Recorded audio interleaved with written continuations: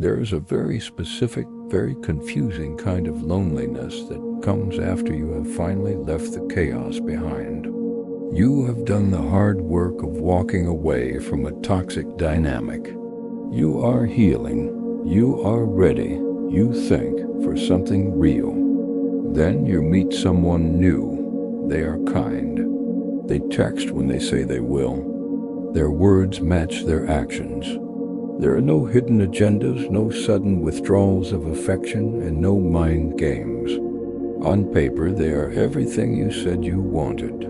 But when you sit across from them at dinner, instead of fireworks, you feel nothing. You feel a strange, restless emptiness. You might even find yourself thinking, they are too nice, or there is no spark. And then comes the wave of shame.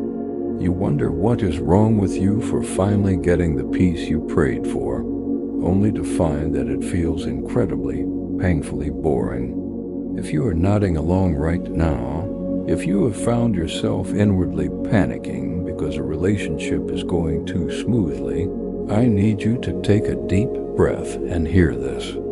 You are not broken. Your capacity to love has not been destroyed. What you are experiencing is not a character flaw. It is a deeply human physiological response to trauma. Your radar for love hasn't been broken. It's just been recalibrated by survival. Today, we are going to walk through this together with a great deal of gentleness. We are going to explore why peace can feel so unsettling when you've spent a lifetime adjusting to noise, and why your nervous system might be misinterpreting safety as emptiness. By the end of our time today, I hope you will have not just understanding, but a deeper sense of compassion for yourself and the way your body has learned to protect you. To understand why healthy feels boring now, we have to honor the intensity of what you survived before. We have to look honestly at the architecture of a toxic relationship. Toxic love rarely starts with open hostility. It almost always starts with an overwhelming rush of intensity. It's the feeling of being seen and understood in a way that feels almost magical. It is intoxicating, but in a toxic dynamic, that intensity is not sustainable intimacy. It is the hook. Soon, the dynamic shifts. The adoration turns into subtle criticism. The safety becomes unpredictability. The person who was once your greatest source of comfort becomes the source of your deepest anxiety. You enter a cycle that psychologists call intermittent reinforcement. This is powerful stuff. It means you get love and validation just often enough to keep you hoping, but unpredictably enough to keep you starving. Think about what that does to your body over months or years. You become conditioned to a cycle of extreme highs and terrifying lows. You are constantly flooded with adrenaline and cortisol, forever waiting for the other shoe to drop. You learn that connection is a high-stakes game where you have to audition for love every single day. You learn that intimacy equals intense sensation, even if that sensation is painful. Your entire being adjusts to this high baseline of stimulation. You start to equate love with anxiety. You start to believe that if you aren't fighting for it, it must not be real. You confuse longing with love and instability with passion. So what happens when the fighting stops? What happens when you meet someone secure, someone who just freely gives you the affection you used to have to beg for? Your nervous system doesn't know what to do with the lack of friction.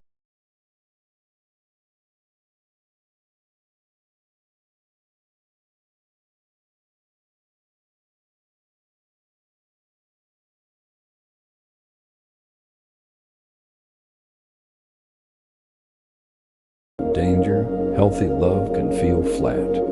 It feels boring because your body is waiting for the crash that never comes. It's like standing in a quiet, sunlit room when you've spent years living in a war zone. Your brain doesn't register the quiet room as safe. It registers it as the terrifying silence just before an explosion. You have spent so long waiting for the bomb to go off that sitting in the quiet feels unbearable. You aren't bored with the person. Your nervous system is just going through withdrawal from the chaos it learned to rely on to feel alive. Looking gently at that feeling of withdrawal. I use the word withdrawal very intentionally here. When you are in a toxic relationship, your brain is essentially being drip-fed a potent cocktail of stress hormones like cortisol and adrenaline, mixed with occasional unpredictable bursts of dopamine when things are suddenly good again. It is a biochemical roller coaster. When your partner finally texts you back after a day of agonizing silence, or when they finally apologize after a blowout fight, the relief washes over you so intensely that it feels exactly like euphoria. It feels like magic, but it is not magic. It is just a sudden absence of pain. Imagine wearing a heavy, suffocating backpack for months. When you finally take it off, you feel incredibly light, almost as if you could float. But you are not actually floating. You are just experiencing the absence of a crushing weight. That is what the highs in a toxic relationship are. They are the fleeting moments when the heavy backpack of anxiety is briefly lifted. You become so accustomed to the weight and so addicted to the temporary relief of it being removed that a relationship without the backpack entirely feels utterly meaningless to your body. So when a healthy person walks into your life, they do not hand you a heavy backpack. They just walk beside you. They offer consistency. They offer a baseline of respect that does not fluctuate based on their mood or your performance. And your brain, which has been trained to equate love with the dramatic removal of pain, looks at this steady, consistent companion and says, "Where is the rush? Where is the intensity? This must not be real love, because my heart is not racing and my stomach is not in knots." This is the exact moment where so many people sabotage a beautiful, healthy connection. The stillness feels so uncomfortable that we unknowingly try to recreate the familiar chaos. We might pick a fight over something trivial just to feel a spark of the old intensity. We might push the healthy partner away, testing them to see if they will abandon us like the others did. Or we might simply walk away, convincing ourselves that there is just no chemistry, when in reality, there is just no trauma bonding. I want you to place a hand over your heart for a moment. Feel the steady rhythm there. I want you to recognize how incredibly brave it is to sit in this discomfort. You are asking your body to learn an entirely new language. You are asking a nervous system that was built for warfare to suddenly cultivate a quiet garden. It takes time. It takes an immense amount of patience and a bottomless well of self-forgiveness. You might find yourself questioning your own intuition right now. You might think, my gut is telling me this is wrong, so I should listen to it, right? But here is the profound, delicate truth we must unravel together. When you are healing from toxic love, your gut is not always a reliable narrator. Your intuition was hijacked by your survival instincts. What feels like a glaring red flag to your traumatized nervous system is often just a green flag that you have never seen before. A partner who communicates openly might feel suffocating because you are so used to having to read minds. A partner who is emotionally available might feel clingy because you are entirely used to chasing emotionally unavailable ghosts. Learning to distinguish between genuine intuition and a trauma response is one of the hardest parts of this journey. Intuition is a quiet, steady knowing. It is a calm whisper that says, "This is not right for me." Trauma, on the other hand, is loud. It is frantic. It feels like panic, urgency, and a desperate need to flee. When you look at your new, healthy partner and feel the sudden urge to run, ask yourself gently, am I running because I am truly in danger, or am I running because I am terrified of being safe? Safety requires absolute vulnerability. In a toxic dynamic, you are always on the defensive. You have your armor on, your shield up, and your escape routes carefully planned. It is exhausting, but it feels protective. In a healthy relationship, there is no need for the armor. You are asked to put the shield down and stand there, fully exposed, trusting that the other person will not strike you. That level of vulnerability is infinitely more terrifying than the familiar pain of a toxic cycle.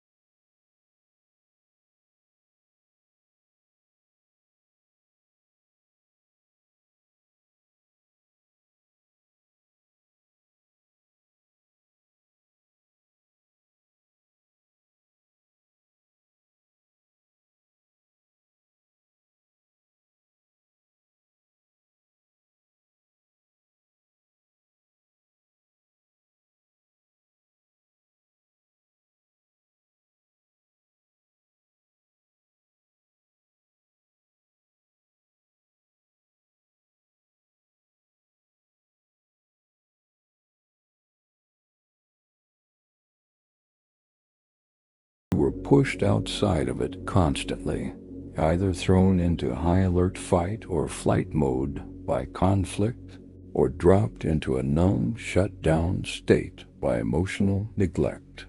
Now you are in a healthy dynamic that invites you to stay comfortably inside that window.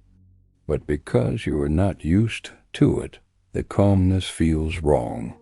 When you are sitting on the couch with your partner and that familiar wave of restless boredom or sudden panic washes over you, your first instinct will be to pull away or start a fire just to feel warm. I want you to resist that urge. Instead, I want you to practice somatic grounding. When the urge to self-sabotage hits, notice the physical sensation of the couch beneath you. Notice the steady, predictable rhythm of your partner breathing next to you. Remind yourself out loud if you have to that you are safe right here, right now. This is a practice of slowly expanding your window of tolerance for peace. Initially, peace might only be tolerable in tiny, agonizing doses. You might only be able to sit in that quiet intimacy for 5 minutes before you feel the overwhelming urge to check your phone, withdraw into your thoughts, or pick a debate over something trivial. That is completely okay. Let it be 5 minutes today. Tomorrow it might be 6 minutes. You are doing the heavy lifting of slowly stretching your capacity to hold joy without constantly bracing for an invisible impact. Another crucial step in this rewiring process is allowing yourself to grieve the highs of the toxic relationship. This is the part of healing that carries the most shame, and it is the part people rarely talk about, but it is absolutely necessary. You are allowed to miss the intoxicating rush of the old dynamic. Acknowledging that you miss those extreme, fiery highs does not mean you want the toxic person back in your life. It certainly does not mean you are ungrateful for the healthy, stable love you have found now. It simply means you are a human being who experienced a powerful biochemical addiction to chaos, and your body occasionally misses the drug. Give yourself full permission to mourn the fantasy of that old intensity. Once you remove the heavy layer of shame from missing the highs, those memories lose their power over you. You start to realize that the healthy, seemingly boring love is actually offering you something infinitely much deeper than a temporary, frantic rush. It is offering you roots. It is offering you a foundation solid enough to build an entire life upon. In a toxic relationship, you spend all your emotional, mental, and physical energy just trying to keep the house from burning down. You are a full-time firefighter in your own life. In a healthy relationship, the house is safe, which means you finally have the energy to decorate the rooms, plant a garden outside, and invite people in. The lack of constant firefighting feels boring at first, simply because you do not yet know what to do with all this newly returned energy. For years, your entire identity was wrapped up in managing someone else's moods and surviving their storms. Now the storm is over. You have to actively choose to channel that reclaimed energy back into yourself. This is the time to rediscover the hobbies you abandoned when you were completely consumed by the toxic dynamic. This is the time to reconnect with the friends you might have isolated yourself from. You must let the healthy relationship be the secure base from which you explore the beautiful world, rather than making the relationship the chaotic, all-consuming center of your entire universe. By building up your own individual life, the relationship stops needing to provide all of your emotional and biochemical stimulation. You can finally begin to appreciate it for the calm, supportive, and enduring partnership it is meant to be. As we step into this final part of our journey today,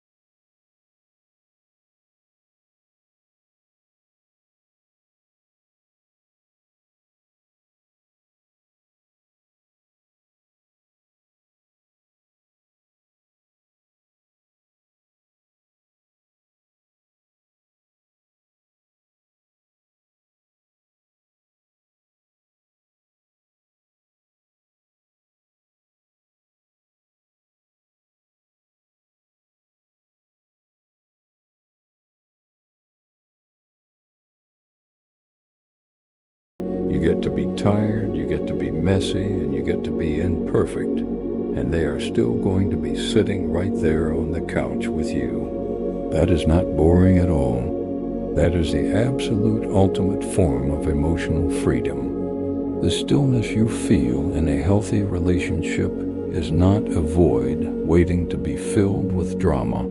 It is a spaciousness.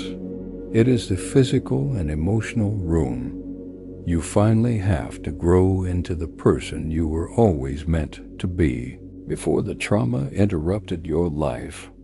When your nervous system is no longer spending all of its vital resources trying to predict the next threat, your brain can finally focus on creation instead of survival. You can dream again. You can build a life that feels authentic to your soul. And the most beautiful part is that your healthy partner gets to witness that growth, not hinder it. They become your sanctuary, not your battlefield. I know that right now, as you sit in this new, quiet dynamic, it might still feel deeply unsettling. Your mind might still try to convince you on a daily basis that something is fundamentally missing. When those racing thoughts creep in, I want you to meet them with an absolute ocean of compassion. Talk to that anxious part of yourself like you would talk to a frightened, hypervigilant child. Tell that part of you that you completely understand why it is constantly looking for danger. Thank it for keeping you safe when you were in a toxic environment where the danger was very real and very present. And then, gently but firmly, remind it that the war is over. You are safe now. You are allowed to put the heavy weapons down. You are finally allowed to rest. True love, healthy love, is a resting place. It is the soft, secure place to land at the end of a long, hard day. It is the quiet, unspoken reassurance that you are fundamentally okay, just as you are. It might take months or even years for your physical body to fully unlearn the chaotic, adrenaline-fueled rhythms of your past. There will be days when you slip back into old habits, when you pick a fight out of nowhere just to feel something familiar, or when you feel the sudden, overwhelming urge to run away from the sheer goodness sitting right in front of you. Please do not judge yourself harshly when that happens. Healing is never a straight line. It is a messy, beautiful, upward spiral. Every single time you catch yourself bracing for a crash and actively choose to soften into the peace instead, you are physically changing your brain. You are breaking a generational cycle of pain. You are actively rewriting the ending of your own story. I want to leave you with this final thought today. The simple fact that you are even questioning this, that you clicked on this video and are trying so hard to understand your own heart, proves exactly how deeply committed you are to breaking your old patterns. You have already done the hardest part, which was walking away from the toxicity that was slowly breaking your spirit. Now, you are just doing the daily, quiet work of learning how to live in the light. Do not let the unfamiliarity of peace convince you that it is not meant for you. You have fought so incredibly hard to reach this quiet room. Do not run out of it just because you do not recognize the furniture yet. Stay here. Breathe through the discomfort. Let yourself be loved without impossible conditions. Let yourself experience the profound, life-changing miracle of a boring, unremarkable, beautifully safe Tuesday. You deserve every single ounce of this peace. Thank you so much for spending this time with me today and for trusting me with a piece of your healing journey. Be gentle with yourself this week.